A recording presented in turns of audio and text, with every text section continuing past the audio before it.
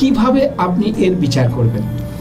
নাম আর date of birth এই দুটোই খুব ইম্পর্ট্যান্ট, কিন্তু যদি পার্টিকুলার আমার ওপিনিয়ন চান 20th সেঞ্চুরিতে আমি আগে দেব নামকে বেশি প্রায়োরিটি, তারপর দেবো ডেট অফ বার্থকে।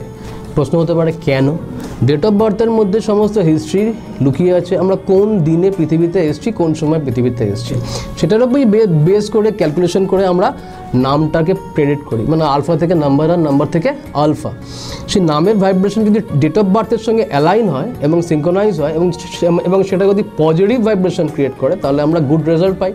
নামটা কেন আমি আগে বললাম, 20th সেঞ্চুরিতে প্রথমে লোকে নাম দিয়ে আগে ডাকে। আপনার কি নাম? আমার নাম সঞ্জয় শীল।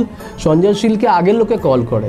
সঞ্জয় শীলকে কল করার পরে কিন্তু যাকে কল করা হয় সঞ্জয় শীলের ভাইব্রেশনটা যেমনি আসে, যে কল করে তার ভাইব্রেশনটা আসে, মানে বোথ এন্ডেই রেজাল্টটা হয়। এই জন্য সঞ্জয় শীলের নামের সঙ্গে কি জড়িয়ে আছে, পজিটিভ ভাইব্রেশন আছে কি নেগেটিভ ভাইব্রেশন আছে। যদি নেগেটিভ ভাইব্রেশন হয় তাহলে নেগেটিভ কল হয়, যদি পজিটিভ ভাইব্রেশন হয় তাহলে পরে পজিটিভ কল হয়। তো নামের ভাইব্রেশনটাকে এই জন্য আমরা আগে প্রায়োরিটি দেবো, তারপরে বলবো আমরা date of birth, time of birth, সেগুলো জড়িয়ে থাকবে।